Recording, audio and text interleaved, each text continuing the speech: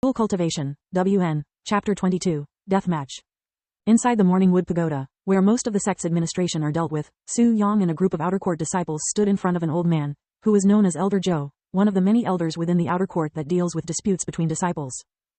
Let me get this straight. You, outer court disciple Su Yang, would like to have a death match with outer court disciple Dai Zheng? The last time I checked, you were a mere elementary realm at the 3rd level, and you agreed to fight someone at the 5th level of the elementary realm. Are you stupid or are you crazy? Elder Zhou looked at Su Yang with an odd expression. In this world, unless one is a cultivation genius or happened to have a powerful weapon, they would never be able to beat another with a higher cultivation base, let alone 2 whole levels.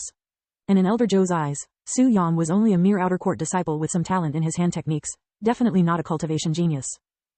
You are neither a genius nor should you have any weapon powerful enough to suppress someone 2 levels above you, yet you still dare to fight him? Are you courting death? Elder Zhou, this is his choice, not mine. I did not force him to fight me. It was something he accepted with a smile on his face. Dai Zheng, the one who had the highest bid and the one who will be fighting Su Yang first, was worried that Su Yang may cower away from fighting him at this rate. Su Yang remained calm despite Elder Zhou's harsh words, and he said with a smile, Elder Zhou is right. I am neither a cultivation genius nor do I have any powerful weapon. However, as a man, would you back out from a fight with your pride on the line just because you were facing someone stronger than yourself? His words caused Elder Zhou to lift his brows, and to everybody's surprise, he answered, No, I would not.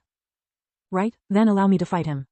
Elder Zhou turned silent to ponder for a moment, and he said a few seconds later, This is a death match with your life at risk, not some spar where you get away with only minor injuries.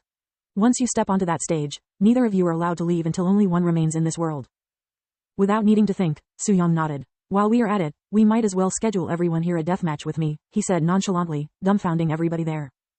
What did you just say? You want a death match with everyone here? Elder Zhou looked at the dozen outer court disciples with a bewildered expression. That's why they followed, right? Su Yang looked at the dazed crowd with a smile.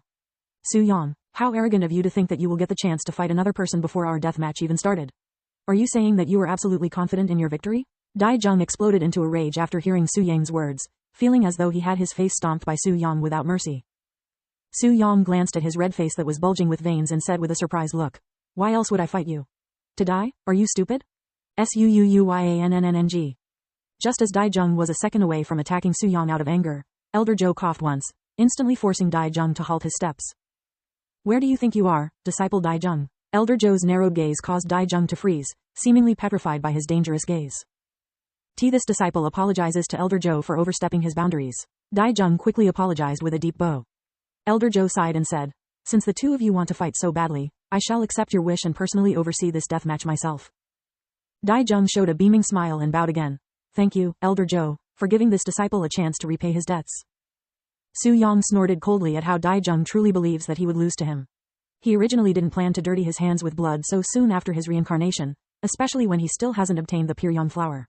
However, Su Yang knew very well that if he ignored these people today that they will surely come to bother him again in the future, hence why he decided to clean up the trash early so he wouldn't have to worry about it later.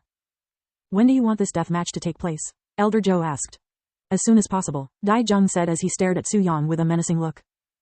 Then how about right now? I happen to be free until right now. This disciple will greatly appreciate that. Disciple Su Yang? Elder Zhou looked at him for confirmation. Su Yang nodded and said, I have no problem doing it now. Very well, then let us head to the stage. Elder Zhou began walking first and led the way. Hey look, it's an official death match. What? Who's fighting?